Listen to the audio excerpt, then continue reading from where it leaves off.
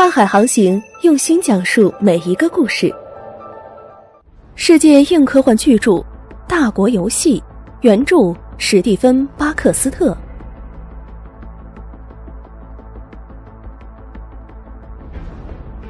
公元12659年，我们的飞船正在等待着空降。我手下的海军陆战队员们都屏气凝神，我看得出他们都很紧张。当我看见船舱外令人惊骇的天空，我也一样紧张。飞船早已冲出了银河系主星系盘。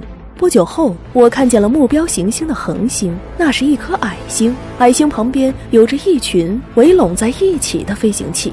那些机动能力出众的飞船都有诡异形状的机翼，它们是泽利人的夜间战斗机。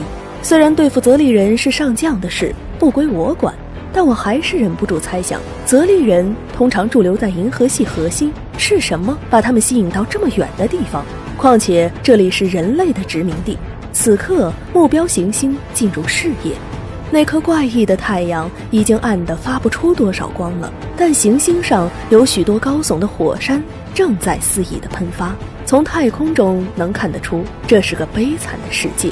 此时，上将走了进来，他说道：人类500年前就在这里殖民生息，但现在那些泽利人的部队像苍蝇一样聚在一起。泽利人正在对人类殖民地干些什么？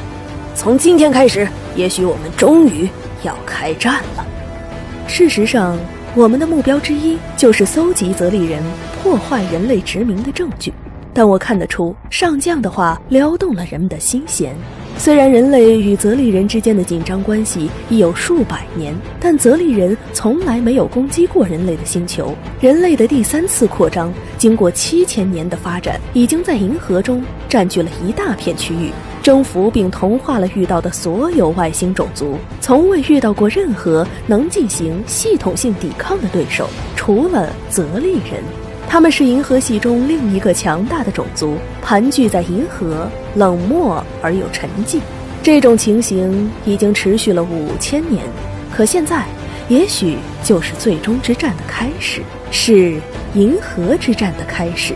我感受到隐隐的不安。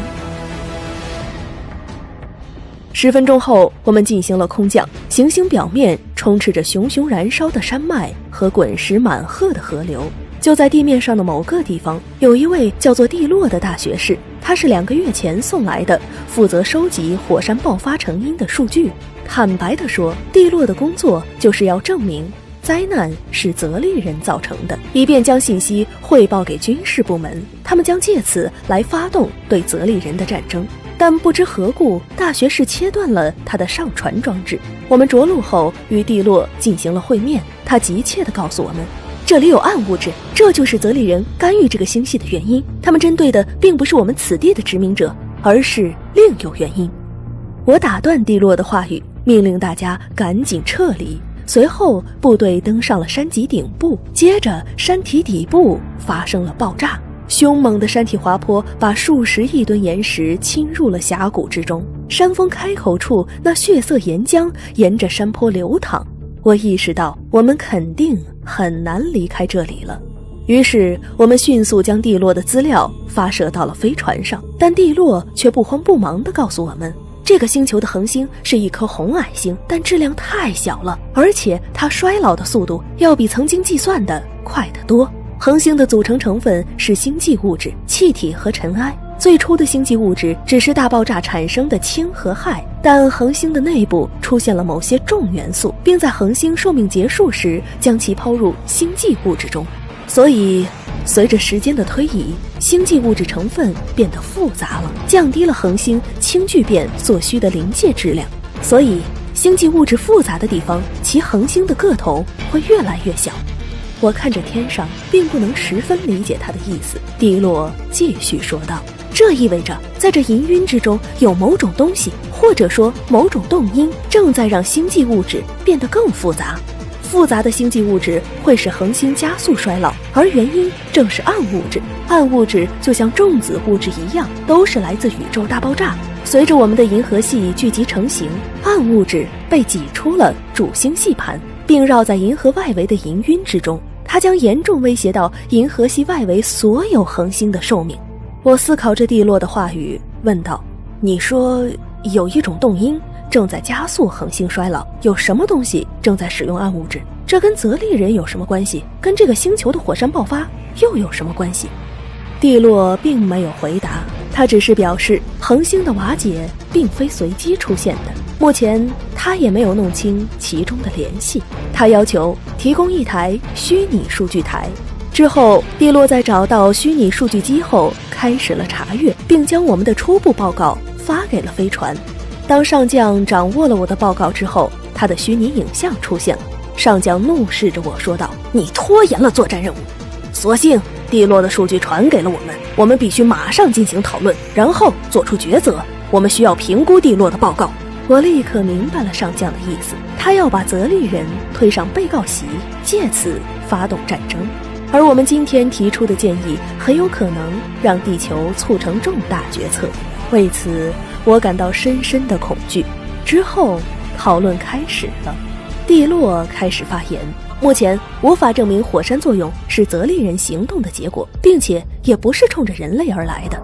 上将打断了他的话：泽利人为什么关心暗物质？蒂洛解释称，虽然泽利人很怪异，但他们和人类一样，依然是重子生物。恒星过早的熄灭对于双方来说都没有好处。泽利人是想阻止暗物质，这就是为什么他们要到这里来，这跟人类并无关系。上将怒不可遏，他喝道：为何火山爆发会在泽利人到来时发生？只是巧合吗？我们不需要绝对的证据，只需要知道眼前人类殖民地将在火山爆发中毁灭，而泽利人的战斗机在头顶盘旋，这足以让我们把泽利与行星的毁坏牵连在一起。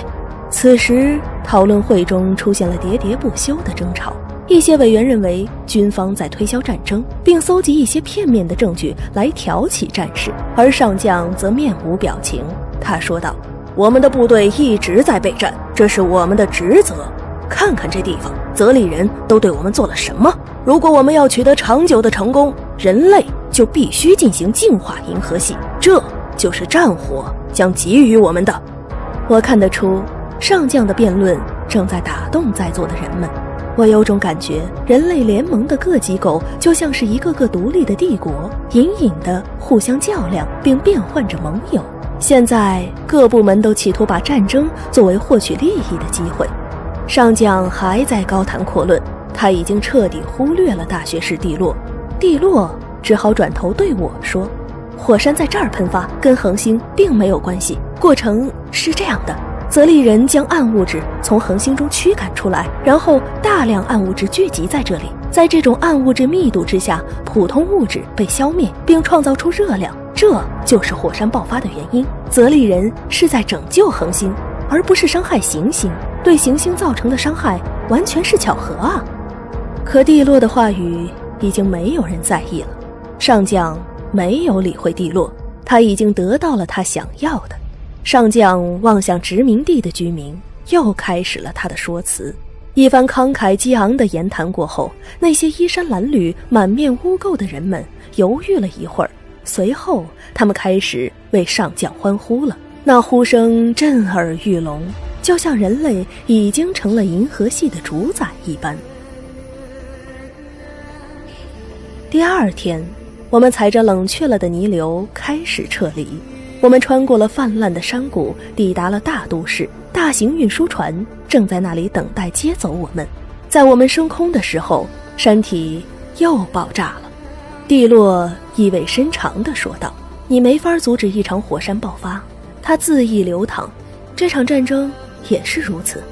我们人类懂得太少，我们所见的也太少，但如果我们汇聚在一起，就会形成一股巨大的历史动力，我们任何人都无法扭转。大学士的话让我觉得乏味，我找个借口离开了。一群志愿者正在飞船上照顾受伤的难民孩童，他们冷静而富有耐心。我观察着他们单纯的人性，不由得想到，也许正是万亿个这样的举动，连接起了过去与将来，连接起了历史与命运，连接起了艰苦拼搏的伟大画卷，以及把人类团结成强大实体的善意。这个实体终会有一天统治整个银河。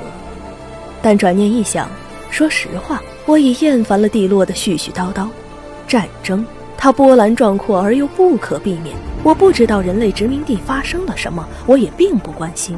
战火是怎么点燃的很重要吗？管它是真相还是谎言，我们很快就会忘记暗物质和泽利人那隐秘而巨大的计划。就像我们以前一样，我们人类就是没记性。重要的是，战争就在当下。最古怪的一点是，这跟泽利人本身并没有什么关系，仅仅是因为人类需要一场战争，只要有敌人能满足人类的目标就行了。我开始想，这对我意味着什么？我觉得自己心跳得很快，快得像鼓点。接着，飞船飞进了一团升腾的烟尘之中，消失在了无尽的星河之中。